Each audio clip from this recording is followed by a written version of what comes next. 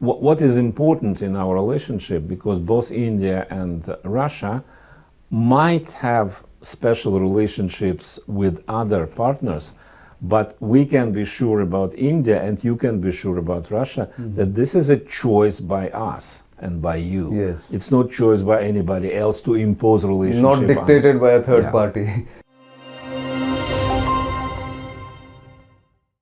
Hello and welcome to StratNews Global. You are on our evening program, The Gist. I am Nitin Gokhale.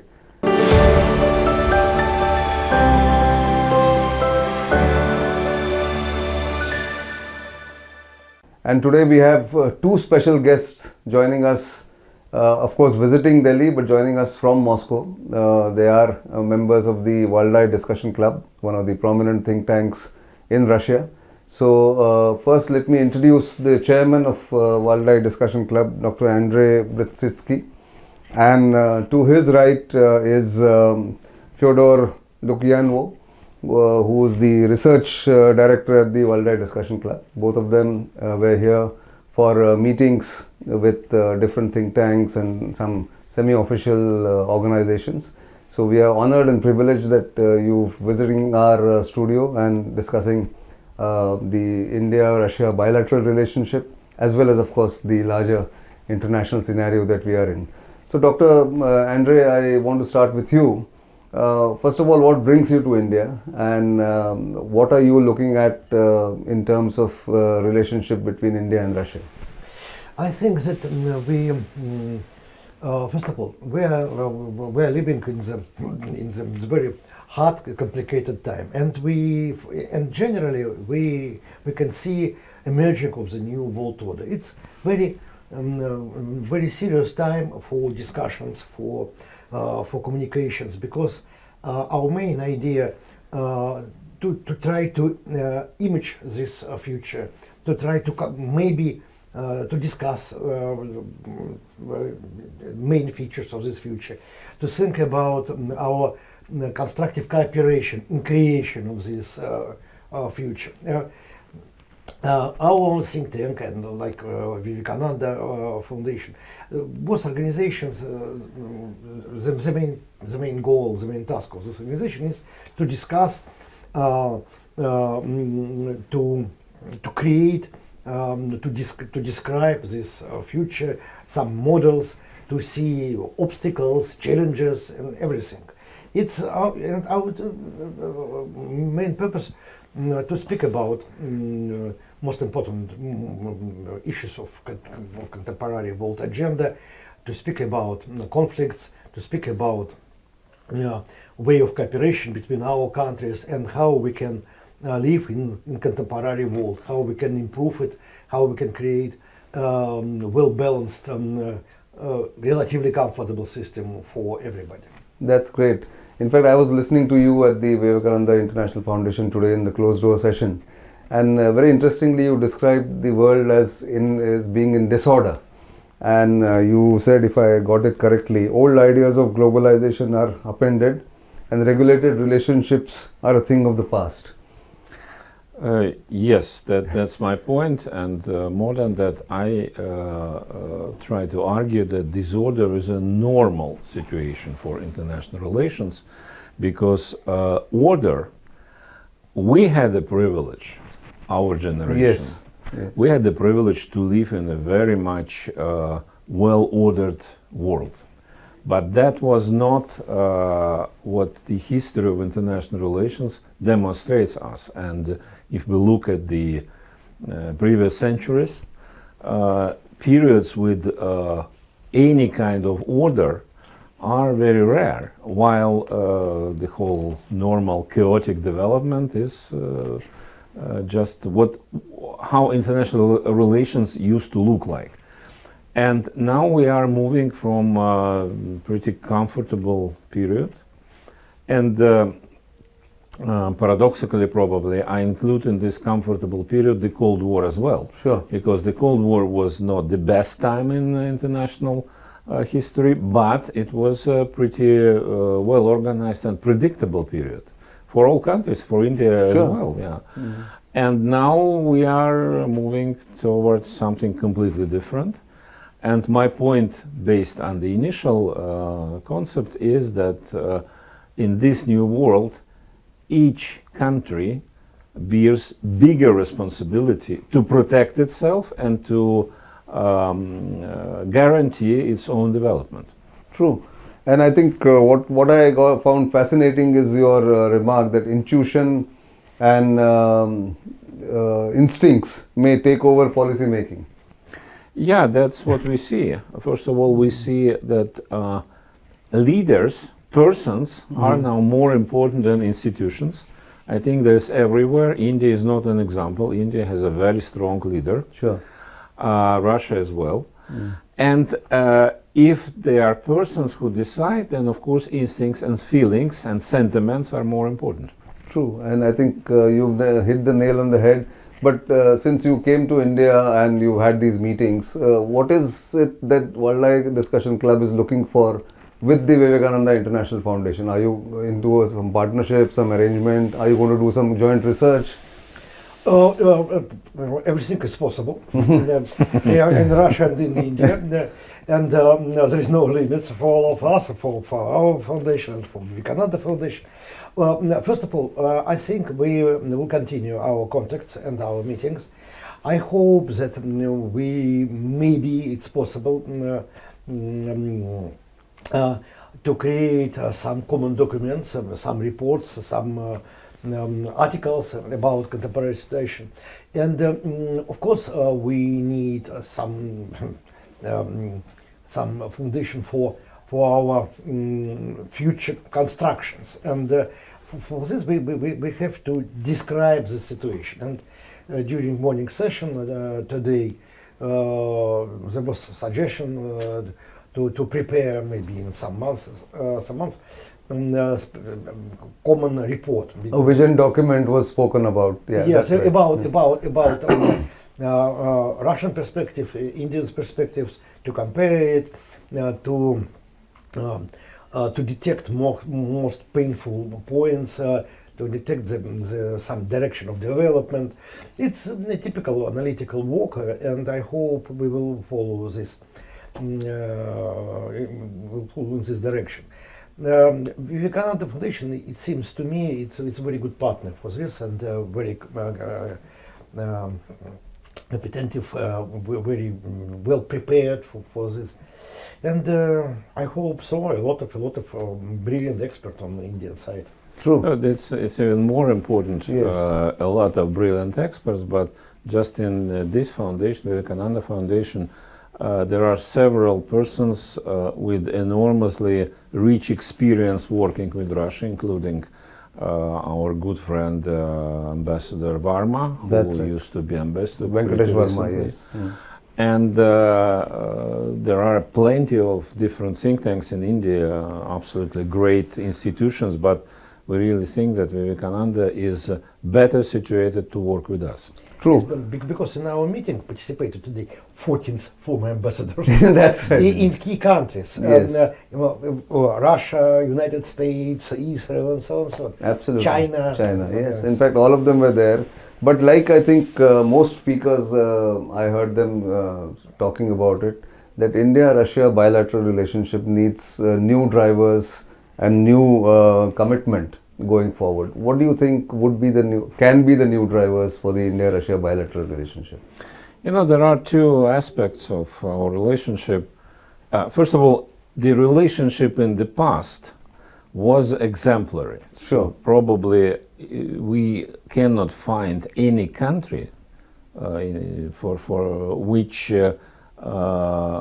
which record for Russia would be better than India. True.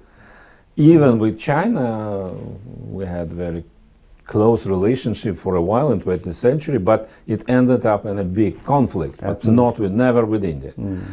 Now, of course, built upon this legacy, but we need something new. I think the general agreement at our session was that we need much more economy. Right. Because on the one hand, strategically, geostrategically, we have a lot in common, but at the same time, we have a lot which distinct us. And we are very much aware that our Indian friends are concerned about Russian-Chinese development, Sure. which is understandable given the relationship between India and China.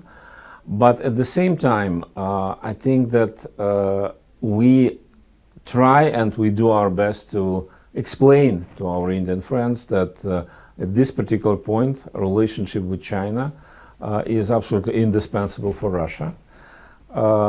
Not just because of the crisis with the West we have, but also, of course, if you have a neighbor like China, which is such a strong and such a promising partner, it would be stupid not to engage in a very serious relationship.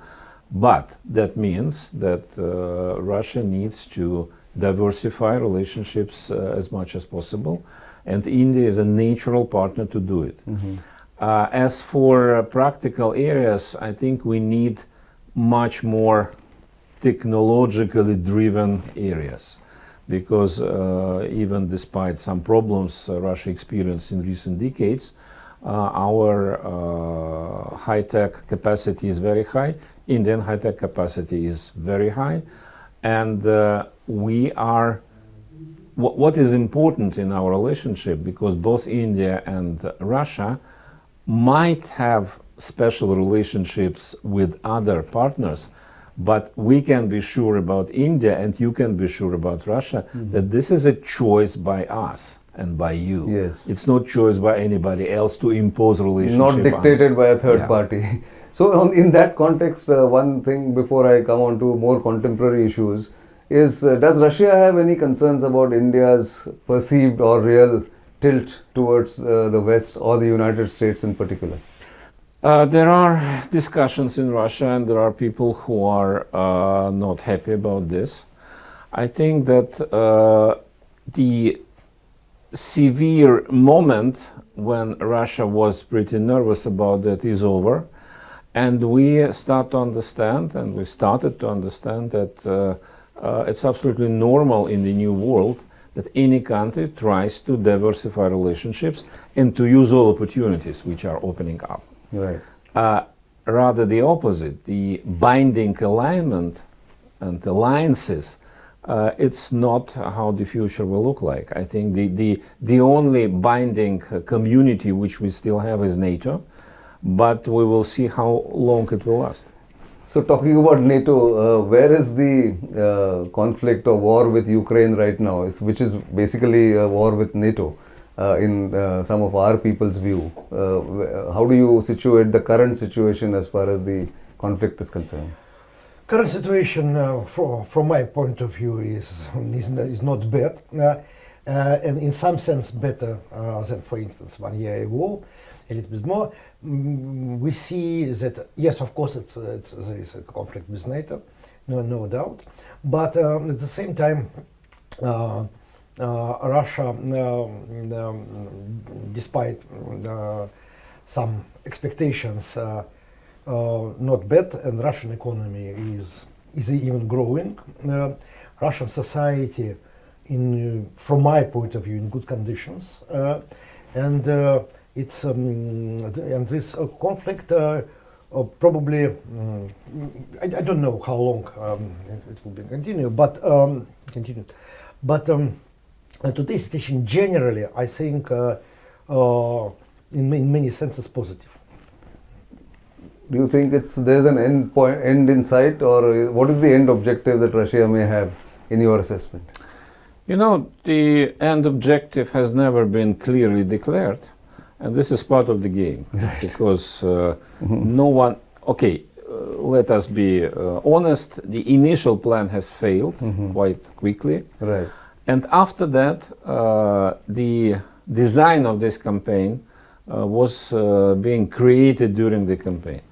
As it went along. Yeah, as it went along, it happens frequently, Sure. not only to our country, Right. unfortunately. Any war is pretty unpredictable. True. I don't know whether we can expect this year, 24, to be the last year of this conflict. I would wish it with all my heart, because of course this is an enormous tragedy which is happening between two nations which are extremely connected to each other. To some extent we find it's a conflict with the significant element of a civil war, True. which is the worst one. Yes. But at the same time, as we can judge, the Russian leadership is very much committed not to accept temporary solutions. So the solution is to decipher those slogans, the denazification, the militarization. This is creation of a Ukrainian state, which would be not anti-Russian, so it means regime change, and which will be limited in military and geopolitical capacity. And I think that President Putin is very much keen to achieve those goals by any means.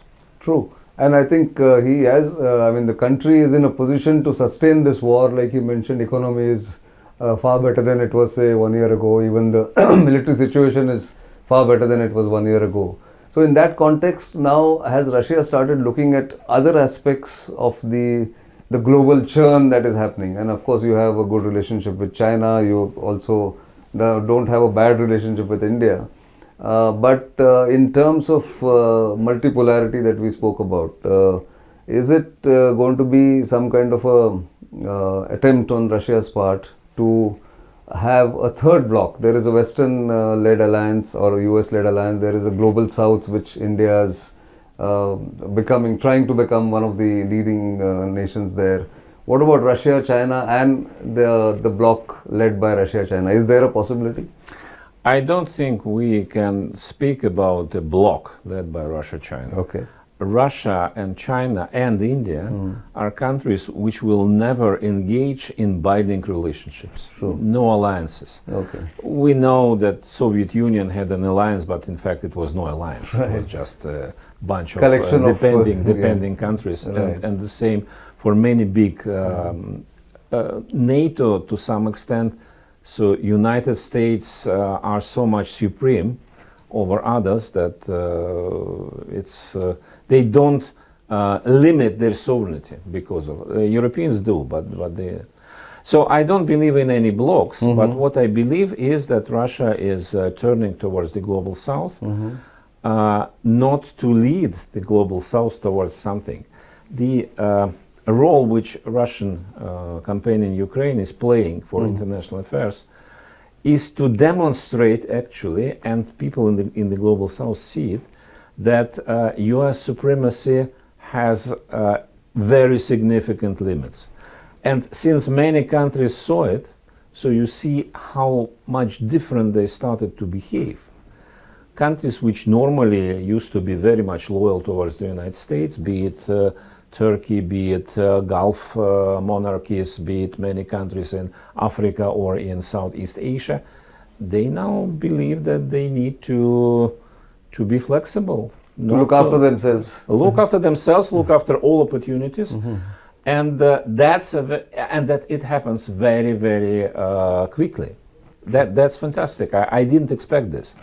And in this regard, I don't believe we can and should expect any China-Russia-led something, but we should expect, say, 5 years from now, a completely different composition of the world.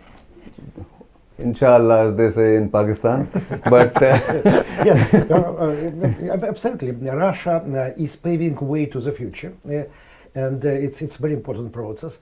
And from my point of view, I absolutely agree with Fyodor.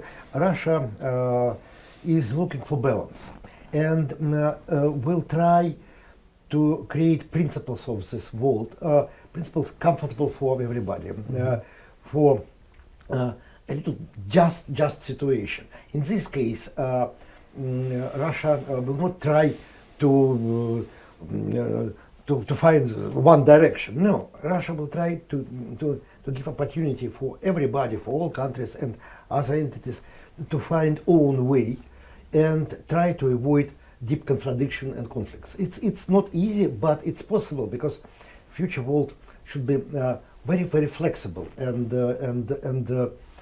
comfortable for decision makers. Of course, it takes a lot of creativity and and discussion. What we are doing now. I'm not sure it will be very much comfortable for decision makers, but it will Well, be we'll see. very demanding. Very demanding, but that's a good note to on which end our conversation. I think great insights, and thank you very much, because we rarely get Russian point of view in India, and we discussed in the morning that we need more interactions and more exchanges of views. I suppose that's a good beginning, I thought. But We are maybe- always at your disposal. Absolutely. So we will come back to you on this. But thank you very much you. for coming here, and have a great visit to Agra and look at the Taj Mahal as you are planning. And thank you very much for your time. Thank you you. very much. Thank you very Thank much you. for your hospitality. That was the two experts who have come from all the way from Moscow. So do keep watching StratNews Global. You know where to reach us. Do give your feedback. It's always valuable. But we'll come back to you again. For the time being, it's goodbye.